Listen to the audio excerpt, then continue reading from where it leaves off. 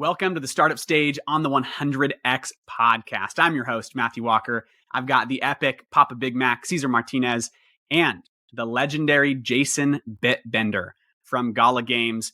This is an exciting one. We haven't published a GameFi episode in a hot minute. I just recorded another one same day today. You'll see that on the channel eventually.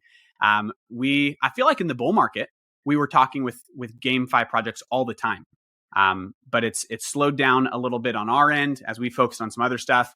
But we want to go back to the roots. We're gamers at the core who just happen to love the crypto space. And so it's fun to sit down with Gala. Jason, thank you for lending us your time. I'm super happy to be here, man. If I may, I think the reason that you're not talking to many GameFi projects anymore is because if you fucking call yourself GameFi, you probably don't exist. Yep. Well, it was play to earn probably gaming failed out. Yeah. So it was play to earn gaming, then it was GameFi. What's the term now? We make games, man. That's like we make games, and yes, there's blockchain elements, and yes, you have. We're going with verifiable digital assets. We're trying to move away from calling things NFTs because people don't respond well to that. It isn't a natural sounding anything. And it takes the focus off of the reason that we're really here, which is games and amazing entertainment experiences. Yep. Dig that. Love that. Awesome. I resonate with that. I think one of the big problems we saw early on was that games were being made for people that wanted to make money, not people that wanted to play games.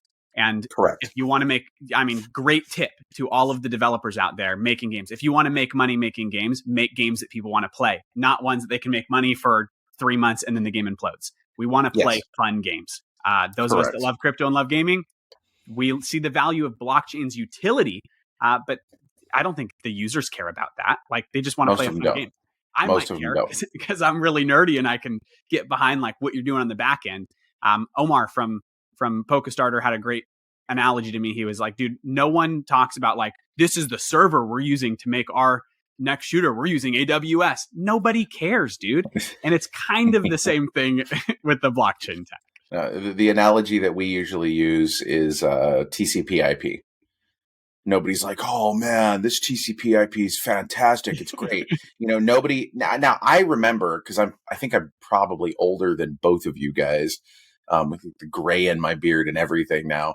But I remember when you would go to do multiplayer gaming and you'd have to go configure your TCP/IP setup and get all your subnet mask aligned so that all of your like 6 buddies in someone's basement with their giant freaking CRTs and towers that weighed 800 pounds could get on the same network and play. But nobody does that anymore. You just click on join game.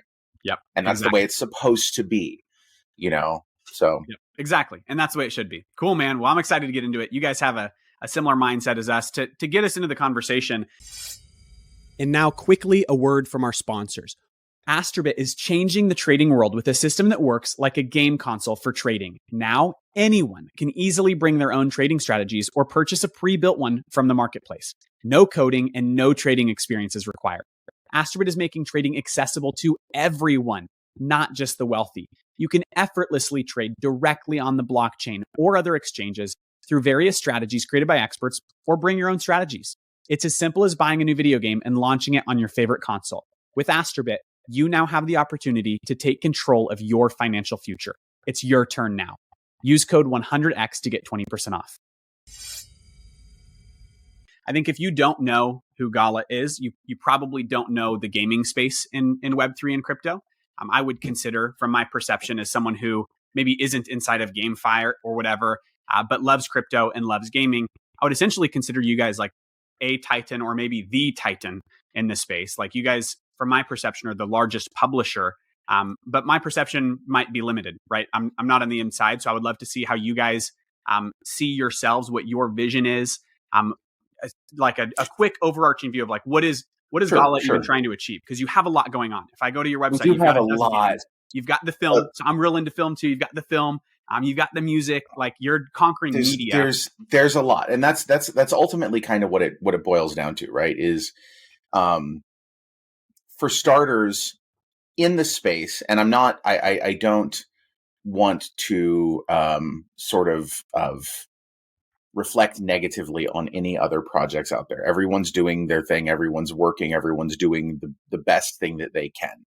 I don't think there is anyone out there that is working at our scale or with our level of refinement, generally speaking. That's not a criticism. It's simply an observation. There are some projects out there that are making amazingly cool stuff, but it's like one amazingly cool thing. You've got like Star Atlas, super cool. It's the one thing that they're doing, and that's fine. And there's nothing wrong with that. There's nothing wrong with Illuvium doing the things that they're doing, or with anyone else doing the thing, where they have like one or two little sort of tangentially connected things.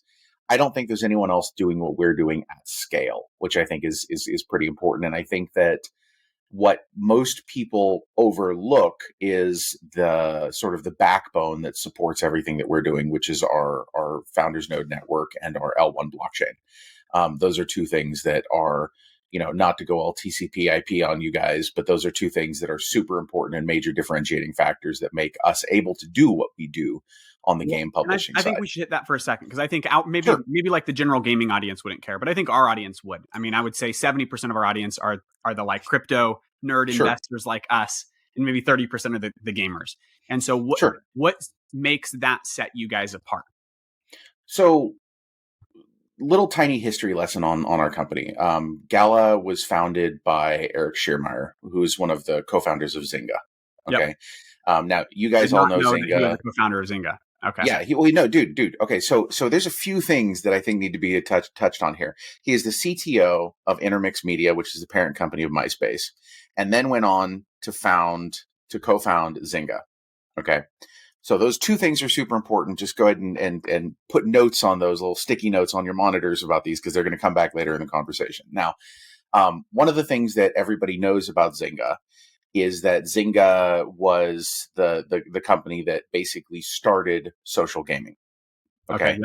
Yep. Farmville. Everyone remembers Farmville. Everyone remembers their aunt getting. I played the ninja one they had. I forget what it was. Everyone remembers getting deep into those things and getting like, oh, so-and-so has lost a cow. Click here to help them return it to their farm. And by the way, now you have to have a farm too, right?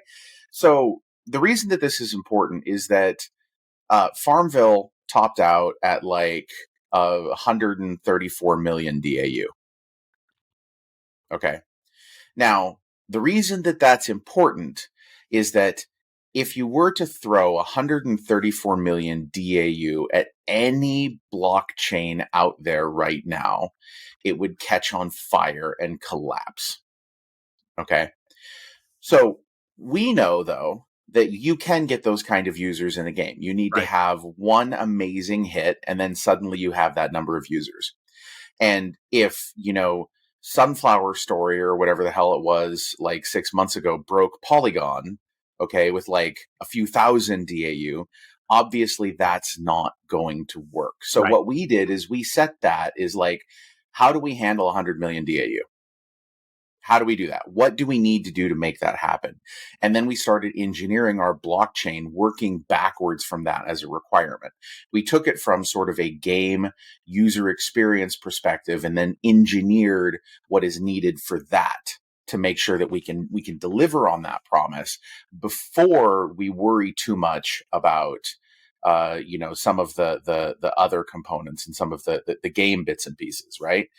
Like why go out and promote a game that you're building on some L2 that will next time there's a random project blows up because of cartoon cats or something like that, suddenly your entire gaming substrate collapses because it just doesn't work. So like we never did that. So we've gotten a lot of criticism from people for staying based on Ethereum for a while, keeping most of our NFTs on the Ethereum side.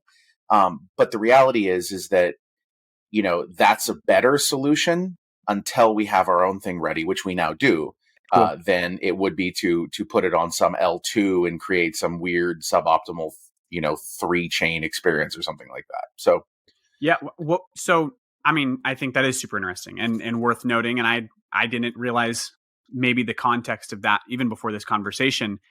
So if you were to take Gala as a layer one, so not even talking like publisher of games, as a Yep. place for games to exist, right? Like Yep. you are the foundation for gaming in crypto on blockchain. That's the goal on that point. That is the goal. Cool. But it's even bigger than that. It's because the reality is that once you build an L1 that can handle those number of users, suddenly you can do anything with it. Right. Okay.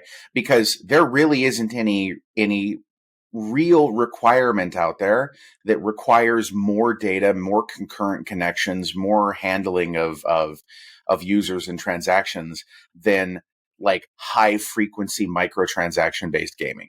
Right. Like back at Zynga, they had to hire they had to acquire a company just to handle the accounting for microtransactions. Right, you're buying everything on your phone all the time, and millions of people are doing it all at once. Exactly, right. And so with some of that as like a knowledge based foundation, you know, we've used that thinking and that sort of understanding to make it so that we have a much better trajectory to move on. For the development of our own chain, which it horizontally scales. It can handle as many transactions, as many different asset channels as necessary, and it can essentially horizontally scale infinitely. Cool. So I'm super pleased with it. Yes, I love this. I love this because it's setting the tone of. I mean, my goal in this conversation was, look, I think the average user who maybe isn't like already accessing Gala every day, Yeah. the average crypto guy is going to see you as a giant publisher, which already makes you bigger than most people in the space.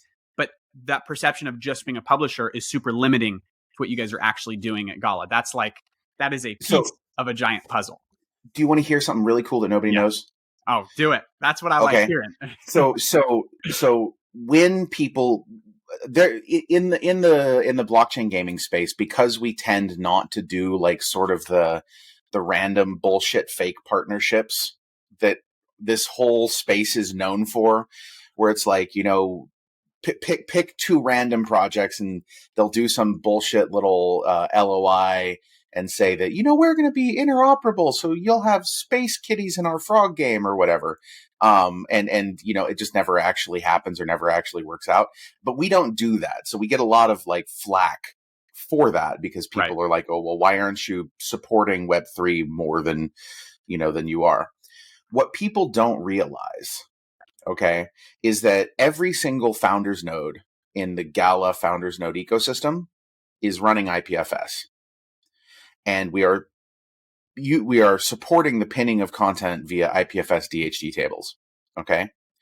If you go look at the number of, and you can find this on the Protocol Labs statistics and things like that. You go look at the IPFS DHT tables, the number of servers that are providing information to IPFS DHT tables, and then you look at the number of Gala founders nodes out there providing that information, you're going to see that we are roughly 80% of IPFS's DHT tables.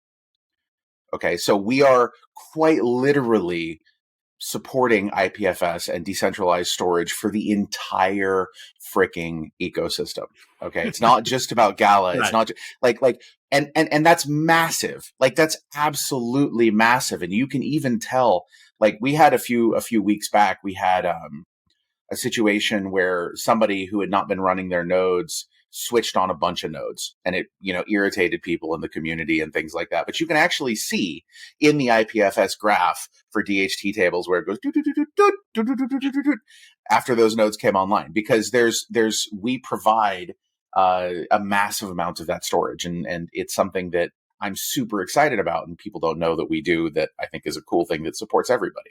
Right. So on the back end, yeah, we might not announce these partnerships where, I mean, it's kind of like we saw this happen a lot in like the broader crypto space where people would say like, we're partnering with blank. But they weren't actually partnering. They were just buying their service, and they had never even talked to each other as communities. They were just buying something from them. But that was a partnership. I think like there's got to be some substance if you're going to call it that. And so in your mind, hey, yeah, we're not announcing partnerships every day with other crypto projects. But if you want to utilize decentralized internet at all, we're helping fuel that. Which exactly, we're your partner because you can exist because of us. Yeah, and that's I don't. This isn't like a yay us thing. This is like a, you know, we believe very strongly in this ethos. We believe very strongly that blockchain and Web3 are the future of all of this, and that's why we're here, and we want to do everything we can to support that. And part of that means that sometimes we're not. How do I put this? That sometimes we don't do sort of the fake bullshit things because we would rather do the substance, because it's that actual building that is going to make the biggest difference. I had a quick two-parter question, and I think this sure, sort of brings everything that you've said over the last couple of minutes together. In the beginning of the conversation, you mentioned how there's a lot of different games doing their own thing, and you foreshadow a couple issues happening because they're building their own thing on specific subnets or L2s or L1s and whatnot. Do you see that happening to a lot of games in the space that have been around for a while, running into those issues? And if that's the case, do you see Gala as a possible solution for them? Do you guys plan on having your doors open like, hey, we know you were going to run into some of those issues, come to the Gala ecosystem and have your L1 open in that sense?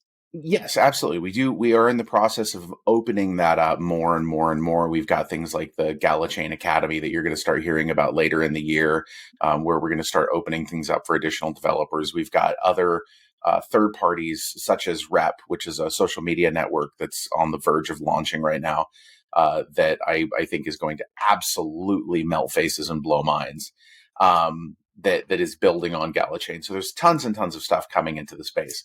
The one thing that I want to make sure this isn't perceived as is this isn't designed to be critical of these other L2s or the things that they're building. Okay. There's a lot of companies out there that do super, super cool things. Like Immutable has done some really cool stuff, with their ZK EVM, technology and things like that. There's like some really cool stuff. Polygon's, working in the space, doing cool things. A lot of people are doing cool stuff. Most blockchain projects out there will never have the number of users that require this sort of ultra robust infrastructure. Right. They simply won't. You have like a few of them here and there that do, but generally speaking, most of them won't. So there really isn't any benefit to them to go through the pain of migrating. Okay. But if you do get into a situation where you do have tons of users and suddenly there are tons of actual transactions being made, and you discover that again somebody has created a new insert animal name here thing that is super popular. It's got lasers in its eyes. Something like that. Yeah, something like that. And then suddenly, your L2 that you're built on is now crapped up and doesn't work anymore because of this. Then that might be this would be a good direction to go. So do you guys see yourself, as we're painting the picture of like a broader Gala, right? Yeah. You're not just a video game publisher. You're not just in GameFi, blockchain gaming, however you define that. You guys have got on the front end, games, music, film, like media, but on the back end, you're actually creating all of the infrastructure in order for people to build in this space and to build in the media space. So do you see yourselves as, I know you touched on it briefly, as new projects are launching, and I'm not just talking games. I'm talking like media in general. Do you see Gala as a more of a competitor rather than like, hey, we're competing with blockchain games? Are you competing more with like AVAX Gaming or with Sui? I know Sui just launched, and their whole vision, like they came out of the Meta team. Their whole vision is to launch like the blockchain for gaming, but Immutable is doing the same thing. There's not really anyone doing like media blockchain. Is that more of the space that you see Gala in as far as like competition? I don't see any of those projects that you mentioned as being really actually competitive. I see them as doing interesting things, but they're not basing it on, how do I put this? This entire space has a problem when it comes to understanding user available user total addressable market. Okay. So I say this, if you look at I think the last crypto.com market survey thing, it says that there's 425 million crypto users. There's not. There's absolutely not. So let me ask you guys some questions here, just really quickly. If You guys, would you agree with the statement that almost everyone who uses Bitcoin uses or has used Ethereum at some point in time or another? Probably. Probably. I mean, Yeah. you at the very least, if Yeah. you're really interested in the at least try technology, it. you'd at least try it, right? So now here's a problem. There's 260 million Ethereum addresses that have ever been created. Okay. How many Ethereum addresses do each of you Like have you interfaced with? 37. Well, I've created See, like 37. Right. You've created 37 in your Yeah. MetaMask, but how many exchanges have you ever traded on? Like 4. Okay, so each of those exchanges has a pass-through Ethereum address that you used anytime you send an ERC20 token there. You've got 37 other addresses, so you're now up at 41 addresses. Matthew, how about you? Yeah, more than that. Yeah. Way more than that, right? So Don't let him when lie you to you. He uses the same one for everything. He has one hot wallet and that's it. so here we have this thing where we have 260 million total addresses. Now that's going to also include every address that's ever been created on any of the EVM L2s. Okay, so Polygon falls in there, BNB chain falls in there. Everyone that's widely used. Anything that's widely used that's an Ethereum address, and okay, it's already going to be... You've got 10 plus yourself.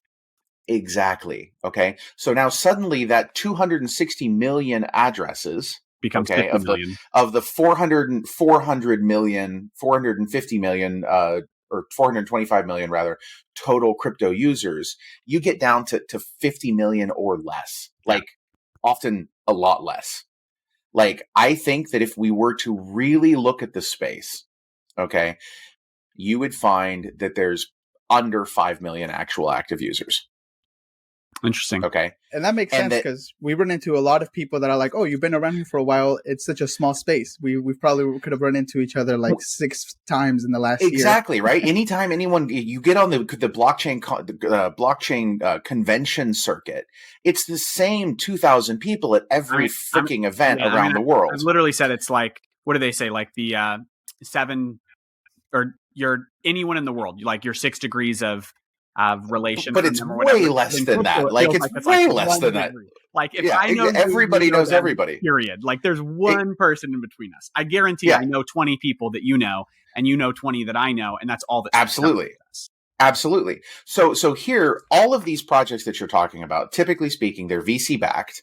Okay.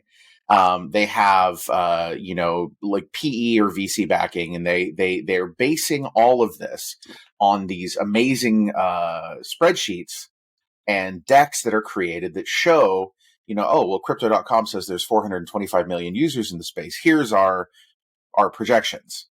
Okay, based on the total number of users, based on the publicly available statistics that people are going to see, right? Now, the PE and VC people, they don't really know the technology. They don't understand the real market sizing. They just go off of what the Statistia publicly available data, thing that they have. Now, what you do have is you do have a whole bunch of people who have accounts on exchanges. Okay, but they're not users. They're people who have, moved $500 and they've bought something because they think maybe this is, going to moon and change my life. Okay. And so we're the only project that I'm aware of that is looking at this from the perspective of there isn't in the crypto space, there aren't really users. Like, we have to build everything from the perspective of how do we create this for people who are 100% not crypto? Like, how do I get a game that my mom is going to play? Yep. Okay. And then how do I make it possible for her to make a microtransaction in that game the way that she's always made a microtransaction? And this is the core of everything that we focus on. Cool. Yeah, that makes complete sense. I mean, I would say, I have a friend who, I have a lot of friends who don't give a rip about crypto. But I have a friend who asked me, I don't know, maybe 2 months ago, like, hey, I want to try a crypto game. Like, what game should I try out? And I sent him to Superior. And that was like an easy to access, didn't need to know anything about crypto to do it. He's never touched crypto. And he had fun. He played it for a while, beat it, and is like, hey, tell me when they're pushing out more stuff because this game's great. Like, but his experience was not crypto centric, right? It was just, hey, I played a great game. And I think, Superior you can access. Is that the one you can access through Steam? I think I think I got it directly from the Discord or something a while ago. Sure. But yeah, I mean, it's one of the games you can just get straight from Steam. And so, yeah, you guys are solving that in a way that I think you could count on one hand projects or companies that are going to Steam or to Epic or somewhere like that versus come jump through 25 loops to play our beta. Yeah. And make sure you wallet, write your wallet mnemonic down, and then go ahead and download this, install the wallet so that you can sign the transaction, so that you can. It's terrible. Yeah, I mean, I think you hit a good point that we touch on that all the time, just in crypto in general. There's a reality that I think we as a space focus way too much on making things like 0.1% better and not on making them actually usable.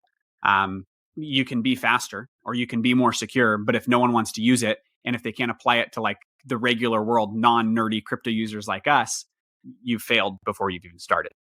Exactly. Yeah, interesting. I like that. And I think that paints a great picture that like it's Gala, not just gaming. Gala is a lot larger than gaming, and you're a lot larger than crypto in that sense. Your user base is not crypto users. It's gamers. It's as far as like, and I don't think we need to dive too deep into it, but is the goal the same with like the music and the film? Like, is it the same goal through all three? Pretty much. It's we believe in blockchain as a vital tech layer, and ownership of yourself and your data and your entertainment experience as being a very important concept. Cool. And so that is a unified thread that you'll find through everything. I mean, I spent the last few days in Los Angeles, working on a Gala music launch that we are working on, creating amazing experiences using this application called Rep. Okay. Now I mentioned Rep in reference to a social media network that's being created on Gala Chain. And one of the cool things about it is that it does have a component that's an augmented reality experiential, like treasure hunt component. So we're currently working with Warner Music and Earl Sweatshirt's team to deploy a entire treasure hunt all over Los Angeles that his community can dig in, and leads you from clue to clue to clue, so that people can experience sort of what that's like. And the people who are doing this have no idea that they're interacting with a blockchain. And they have no idea that it has anything to do with us whatsoever, because for them it's just an amazing experience, and it's a very deep puzzle based connection to Earl Sweatshirt and that entire crew with Vince Staples and Tyler the Creator and all of that. And this is stuff that nobody even knows about. Like literally, this is the first time I've said anything about it because I just got back last night. So. But it's super cool. Yeah. I have a question here. So you've talked quite a bit about how you want to, anyone who's not in crypto, when they're interacting with your game, when they're interacting with your stuff, you don't really want them to feel like, oh, I'm in crypto. Like you want them to just be like, hey, this is a really cool game, or this is a really cool way to interact with music. At some point when you really start looking at the collectibles, the digital assets, there has to be some introduction into Web3, what that actually means, why these digital assets are really theirs, and why this ownership actually matters. How do you introduce that conversation to them in a way that doesn't be like, oh, this is just NFTs. This is just the same thing that I've seen time and time again. How do you make that introduction to like, hey, you like this game? Well, now that skin that you just won in this tournament is actually yours and you're able to do what you want with it. Yeah. So the way that we do that is we make that interaction optional. Okay. When you create an account on Gala Chain, based on how you create that account, your single sign-on and all of that, you have a Gala Chain wallet ID that is created for you. Okay. Now, whether you claim that ID or not is entirely up to you, but that ID exists and mint allowances can be allocated to that ID. Okay. So essentially you play a game, you earn a skin, you get that skin as a mint allowance. Okay. You can still use it as a mint allowance. Okay. But you haven't really claimed it yet. If you get to the point in time where you want to go through the process of actually claiming it and creating a transfer code and, all of the things necessary to actually take ownership of it, then the way that we're looking at this is we want it to be an experience that you go into after you are already committed to the game. Okay.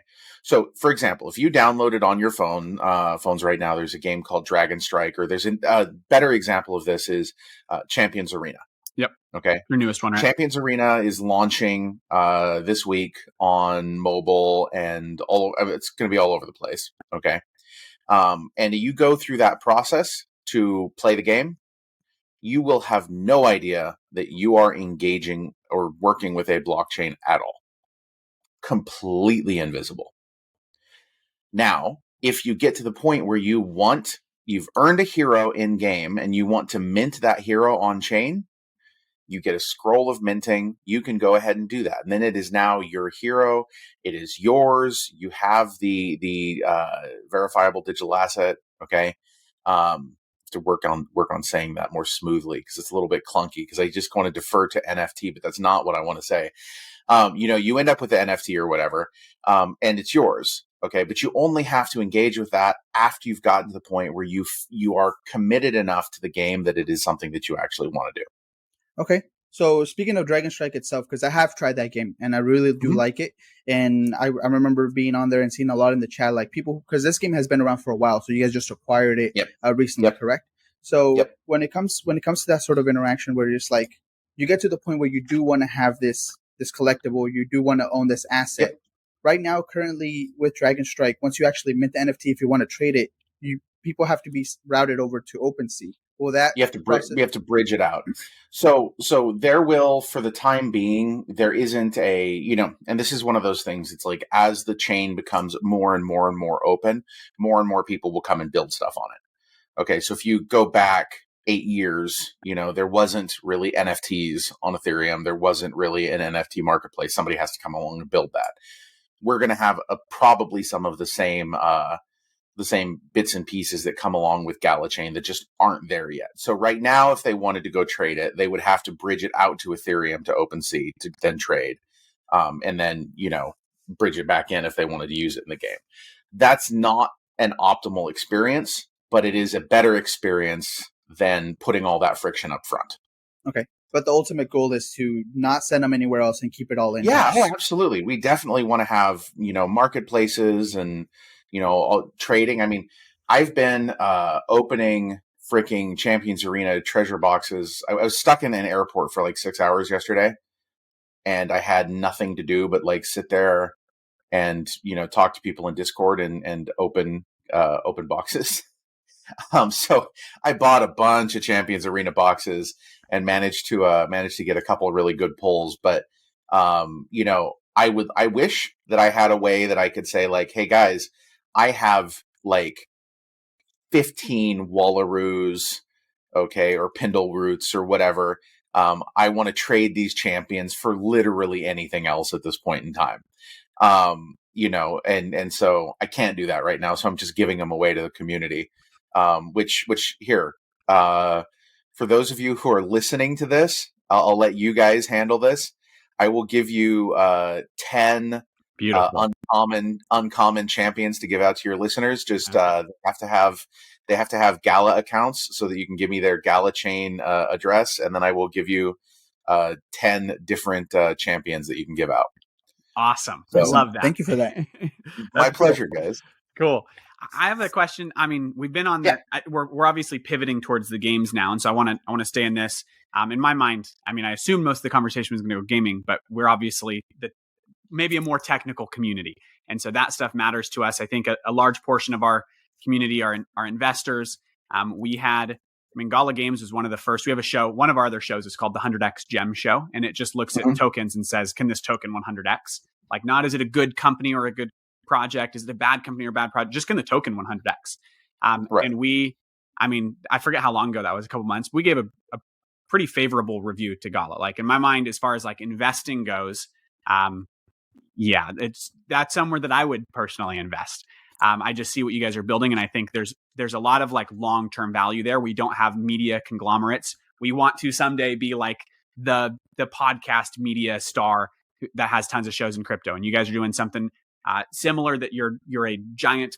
The vision is a giant conglomerate, and I think that vision isn't very existent in blockchain and Web3. And so yeah, it isn't. I would put you guys on a short list of like, the only reason maybe the token wouldn't 100x is because the market cap's already so big. But do I see it going up?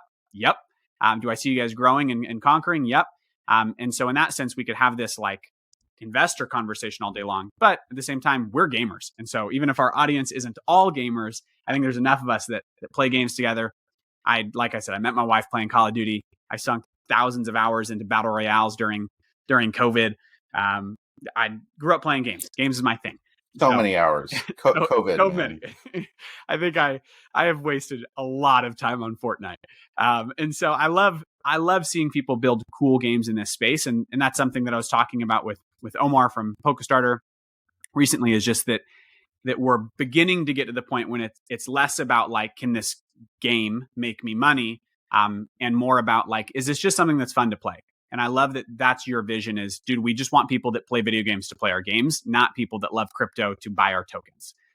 Yes. And I resonate with that a lot. So getting into like the gaming side of things, I think one of my big questions for you guys is you're essentially not just a developer yourselves, but a publisher. And the vision is so big that you're putting out so much. I have a question just about like quality control. How do you, let me paint this picture, but how do you get to the point of knowing that like whatever you're publishing is good? Because I think on one hand, you've got stuff like Superior or Townstar or Spider Tanks or Dragon Strike that like people would regularly reference as like pinnacles of blockchain gaming right now, that you're in the conversation, you're winning awards. But then, and I don't think you have any that have like flopped outright. But there was one I played that I think it's very early in development, so I won't bash it or anything, but I played it in beta, and I think it's a battle royale, it's a Western, like I'm the ideal customer for both of those. And I felt maybe it just wasn't really well optimized. Like I felt like, man, this is the same people making Superior, like the pinnacle versus this. Well, and I was so excited. Here's the thing. They're not the same people. Exactly. They're not the same people. So from people that are looking at that as like Gala's, it's all you, how do you most of it isn't us.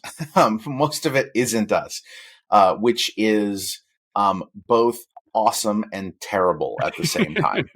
Okay. Yeah. Because the reason for this is that if something is us, okay, and I play it and it has an experience within it that I don't like, or is crappy, or feels clunky, or suboptimized, or unrefined, okay, I can go, and usually I don't have to, somebody else already will have, gone to the team and said like, hey guys, what the hell? I'm clipped inside this rock. Okay. And every time I go through this area of the world, I get clipped inside this rock. This has to be fixed. We can't have, people falling through the map because there's a missing piece of the mesh. Yeah. Okay. Like that doesn't work. We can't have that. And then it gets fixed. Okay. If it's an internal game. So now within the way that Gala is structured is within the game side, we have a few titles that are 100% internal. Right. Okay. So Last Expedition, 100% internal. Okay. That's the one I'm the most Walking excited Dead about Empires. trying. Dude, LE is going to be amazing, and we will make sure that you are in there. The Walking Dead Empires, 100% internal. Townstar, 100% internal. What else? There's a couple others that are 100% internal. Most of the games, however, are external developers that have come to build with us. Got it. Okay. And we have started the process by typically what happens is we'll find an external developer, we'll work something out, we will fund them to a certain extent so that they build on what we're doing. And then the idea is eventually at a certain point in time, you have a critical mass of games and players so that it becomes very attractive for other people to come in have nothing to do with us and come in and just build on the tech layer, right? But with these external teams, our degree of control that we have varies widely from the type of, or based on the individual on the external team that is kind of our point of contact, or the certain person that we work with, the person on our internal team who is our person, because if you don't have a very good relationship with people, some things are not going to necessarily work well, right? So if you have, for whatever reason, somebody does something that makes somebody angry, or there's like friction, okay, then that creates, it slows things down and makes things less optimized. Or if you have a relationship that works really well externally, and this is just human stuff. Like anyone who's ever been in business knows this. Like you have the customers that you really like and that you'll bend over backwards for. You have the customers that you're like, oh, this guy again. And then you have the customers that you should probably fire, right? Right. But you can't necessarily do all of these things. And so for us, you have teams like the team at Drifter. Those are the guys that make Superior. Yep. Okay. Absolutely fantastic. Okay. And I will not say anything negative about any of the teams that work with us. Sure. And I wouldn't expect I'm going to point out some that are really awesome. And the Drifter team is amazing. Okay. The Hit Factor team is amazing building Echoes of Empire. They're absolutely killer. And I had when I was in Los Angeles, I met with Matt Lee from Hit Factor to talk about Echoes of Empire. We're going to have them talk about their art on the Gala Games Blue Realm here in a couple weeks.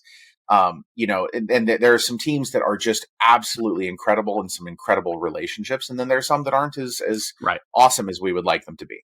And that's just kind of the reality, but there's definitely a difference between internal and external. Yeah. Well, with that in mind, can I go ahead and add a question to that? Because when you look at the games and you see that, hey, some of these games have been around for a long time outside of just Web3 and blockchain and whatnot, but you bring them in, either they want to just increase their user base or it's a lifeline to them if they're a game that weren't doing too well.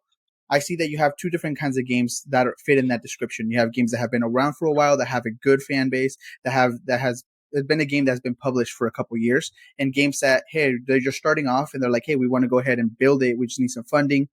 Have you decided? Right. Have you guys looked at like, hey, you know what? Out of these two, like a game that's already been out and just wants a new platform, or a game that wants to be out in a year or two, have you guys started to look at, hey, one of them is actually better than the other, or are you guys still wanting to go ahead and have both be an avenue for games? Well, originally we kind of signed anybody that like we signed lots of different deals. We have going by contracts over 50 titles. Okay. That are in various phases of production. Now, oh wow, we only have like 10 on the website, right? Or I was about to say, hold on, there's not 50 on here. So there's not 50 on the website. Now the reason for that is that originally, okay, I come from the blockchain side of things, not from the gaming side of things, right? But one of the things that I've learned is that there is very little understanding on the blockchain side of things, which represents the majority of the community here, for how long it takes stuff to happen. Yes. I mean, okay. Like and that was so the rush 100% agree. I mean, that was the rush with what is it? Dr. Disrespect's game that like we expect a AAA game in 6 months. What? Yeah. Like who's going to produce a AAA game in 6 months? Nobody is. Yeah. And that's the problem, right? And so it's like we would announce that, hey, there's this really cool thing that's happening. So, for example, December 2021, we had Galaverse in Las Vegas. We announced that The Walking Dead Empires was coming, right? 4 months later, okay, now this is a whole ass game, guys. This is not like, a DeFi RNG protocol. Yes. Okay, this is like an actual game with content and places to explore and levels and level designers and art and all of these things. 4 months later, okay, by the end of Q1, people are like, rug pull, scam, you guys suck, you didn't release the game yet, you said 3 months ago that you were working on it, it's not out yet, so scam, rug pull, we hate you. And then the thing is that a good game takes literally years to build. Yes. And so when you have something like, and I believe at Galaverse, we had a vertical slice of the Walking Dead Empires that people could play. Okay. Now, if you're not in the gaming space, what a vertical slice is essentially all of the core systems in as small an environment as possible so that you can make sure all the core systems work. Right. So you know how to do crafting, you know how to do building, you know how to harvest resources, you know how to kill walkers, things like that. Okay. So a very small list of tasks in a very small area. People looked at that and were like, oh, game's done. And that the reality is that's just not the case. So we've stopped announcing things, because people have crazy expectations for when they're supposed to happen. And so what you're seeing now is more stuff along the lines of what you're seeing with Poker Go. Okay. Where with Poker Go, we announced that we were doing this thing with Poker Go at the same time as we released a significant beta for it. Right. Where it's like, this is far beyond the point in time where we would have told you guys about it in 2001. Okay. So now we're pushing things much further along the line, which is a pain in the ass for us because you want to announce the cool stuff that you're doing. And if you were, we want to talk about the cool stuff. If you were in the regular gaming industry, you would announce it 2 or 3 or 4 or 5 years. I mean, Bethesda's norm is 5 years. GTA 6, like 20 years. Yeah, right. Exactly. Right. You know, Duke Nukem's coming for sure. Really, guys. 10 years. Exactly. And so like, we don't get to talk about the cool stuff. It's expensive for us to obviously fund development of all of this shit, you know, without, you know, doing anything. But it's just very weird because there's so many conflicting things in the space that make it hard, but it's also super interesting and amusing. So I think what you just brought up really bridges to my next question. So being in the space for that long, you have had to learn a lot of hard lessons, like announcing things early and having the community just every 2 days. When's the game? When's the launch? When's everything? Win moon. Exactly. With Gala Game being a pioneer in the space, you guys have been through a lot of different waves, a lot of different trends. A lot of these games that are on your website that have been in development were around in a time where NFTs were like a buzzword, play to earn was a buzzword, certain decisions or certain ideas, certain concepts were probably introduced to some of those games with those things in mind. Yes. Now that you guys are deciding to have the games not announced in the front end, but still working on the back end, how are you guys managing that between, hey, this is the expectation that we give to certain users, certain gamers, but now, hey, that's not actually going to succeed. It's not going to work because when people hear play to earn, when people hear NFTs, they already have a stigma around it. How do you balance the two of like, hey, this is how we had planned out a game, to now we need to make some shifts to ensure that this game is successful with the current narrative around gaming? Well, so the way that we do this, and yes, you're absolutely right. We have learned so freaking much. Like we have had to fight through like really gnarly circumstances in certain cases to get to here. And we've learned, you know, things about everything from like pricing models, like, you know, and a lot of times you have dumb things that happen that are just sort of like market forces driven events that end up setting expectations. NFT pricing is a huge thing here. You know, we get criticized a lot for the prices of our NFTs, but what people don't really realize, especially if you're just coming into the community like new, fresh, right, is how that got there. Okay. You know, like at the beginning, when we first started selling NFTs for some of these games, Ethereum transactions were like $50 freaking dollars. Right. Okay. And if you have a $50 transaction, okay, gas fee, right? This is shipping and handling, right? You don't have like when you go buy something off eBay and it's a $10 thing with $50 shipping and handling, you're like, no, right? And so, you know, then you make it like, okay, well, they should at least be equal. So we'll make the NFT $50. That seems to work because then the gas fee doesn't look so stupid, right? And then so we do that, and then it sells out in like seconds, like 15, 20 seconds, like 800 items would sell out. And so it's like, okay, well, that sucks. And then so you go into the community and you're like, okay, well, what should we do? And people are like, well, charge more because then it'll sell more slowly. Okay. Like, okay, I guess we'll charge more. So then we charge more and then it'll sell more slowly. Right. And then we get to this point in time where these NFTs are quite expensive at this point in time. And everyone's happy with it at that moment. Right. Everyone's like, oh, yes, I'll go buy a $500 whatever. And I'm super stoked about it. And then fast forward like 2 years and people are like, this is bullshit. I spent $500 on this and it's only $50 on OpenSea. This is fucking sucks, man. Fucking scam, rug pull. And it's like, oh, guys, like, yeah. So yeah, we have scenario, dude, it's terrible. And so we have learned so many lessons about this sort of stuff. And you know, and the play to earn thing is also a big point where people like, we're looking for a certain type of thing. Okay. At one point in time, when, and in a certain market, like, it was hard not to, um, succeed in some of these cases, right? Like when the market's going up, everything goes up, right? And so it looks really, really good for everybody. And then, market turns around and everything goes down, and everyone's down like 95%. It's a weird, crappy situation. So yeah, we are definitely having to balance and learn how to handle, things differently. And now, quickly, a word from our sponsors.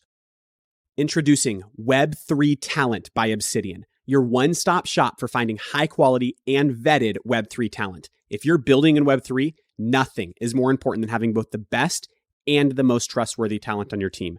Find out more at obsidianfi.com. Yeah, I mean, that makes sense. That when you've existed, not temporarily, I think it's easy to look at some of these projects and see like, oh, you've been here for 6 months. It's a little bit harder. I don't know. Like, you can give those guys grace because they're figuring things out. But when you had to make decisions based on trends 2 years ago, and that's not the thing anymore, I mean, you're usually in a completely different market. And some of your products are in an entirely different market, and the product that you plant, and this is the thing, is that a lot of times, and this is an irritating thing that we encounter from time to time, where you'll have an external game team that comes in with a certain expectation, and then you sign a deal with them, and then they go away to build a game, but they don't pay attention to Web3 for the next 2 years while they're building a game. And then they come back and they're like, okay, guys, we're ready to do our pre-sale, and the prices for our NFTs are $2,500 each. And then you're like, well, pump the brakes here. Hold on. Hold that thought. Did you mean let's to take talk away about both this? Of those zeros? Yeah, exactly. And so, then you have to have a conversation with them about it. And then they're like, wait, what the hell? Things changed? And we're like, yeah. Every 3 months. So yeah, exactly. And so a lot of times I see these new projects coming out, and I see these, my favorite thing is where somebody will come out with a game. They'll have an idea for a game, and they will have 0 playable demo. Right. And they'll release like a 40-page paper on how the economy works inside the game. And we see that so often. All the time. And it's just, you're just like, oh, you sweet summer child. Like, what are you doing? Like, what are you doing? Like, I saw Star Atlas's economic paper in November of 2021. And it's like, guys, come on. Like, this isn't going to work this way. I'm sorry. And then now fast forward, and obviously everyone's backtracking on everything and rewriting everything and whatnot. And that's fine. I mean, this is how innovation happens, but it's just interesting to me to kind of watch it occur sometimes. Yeah, like you said, that's one of the trickiest things. Because, I mean, look at any big games, any MMORPGs, anything within the in-game economy, and you have people who are hardcore and will find ways to break that economy. Oh, yeah. And they just farm the crap out of one thing that they figure out, hey, if I just do this one thing, I can get 5 million tokens in 2 hours. And all of a sudden that completely shifts everything off balance. And so but now you're doing that with real dollars. So that becomes significantly more complicated. Well, the other thing, we had a thing that popped up yesterday that was really interesting, where we were testing an experimental concept with one of our games, where we need to find a way to incentivize the team to like really take ownership and be proud of what they're building, right? And so in one of our games, we made a special tier of NFTs that are just for the people who work on the game. It's like the equivalent of having customized branded merch if you work on, World of Warcraft, right? You get the special, 1 of 20 World of Warcraft hoodie, right? Or whatever it is, or the boots of whatever, like something cool in the game, right? So we gave some of the team members something cool in the game. The community discovered it, and this was in Spider Tanks. The community discovered it, and they're like, what the fuck? Why don't we get these things? And it's like, guys, because, they see it all on the blockchain. And it just becomes this really, really hilarious thing where you have so many different things that have to be balanced in a transparent and open fashion. It's fascinating. Yeah, I mean, I doubt that's the last random issue you're going to run into, because that's reality, right? No, You're building games it's in a entirely different economy. I mean, it's not only is every game developer here essentially an indie game developer, you're like in an indie game. I don't even know, like everything. I don't even know. Yeah, Everything. there is nothing that defines the rule set, right? Like if you're building games Right. in traditional, the AAA, Web 2, normal gaming industry, like there are regular rules that people play by. There's regular expectation. None of that is here. Like you're building Yes. from ground zero. And so I think that's going to be Yep. interesting enough. There's going to be a bunch of random roadblocks you run into like that will pick your brain on eventually. I really only have one more question, and it's just about gaming. Sure. I mean, I know this is pretty like early on, and I want you to pick favorites between developers, so you don't have to say anything bad, but just if I was listening right now and I'd never touched Gala Games yet, if I wanted to just pick a game to try, what's like maybe your personal favorite, or what game should I just go try that is available for me to access? Where should I first interact with the gaming ecosystem of Gala? There's two things that I would tell you to do. Okay, is I would tell you to go to Steam, because everybody has Steam, and try Superior. Okay. Now, the reason that I say try Superior is because people tend to think of blockchain and Web3 games as being crappy games. You will play Superior, you will see that is not the case. You will have fun. You will have fun. Okay. Then I would join the Discord at galagames.chat and come talk to the rest of our community and wait for Last Expedition. Last Expedition is my personal favorite, and I'm not shy about this. There's other games that I'm super excited about, and in a couple days, Champions Arena. I think if you're looking for a mobile experience, I do not think you will find a better mobile game experience. So definitely check that out. But those are the two things. Like if you're like a PC first person shooter, Last Expedition, Superior. If you're a mobile person, Champions Arena, Dragon Strike. If you're a grandmother who likes cats, Meow Match.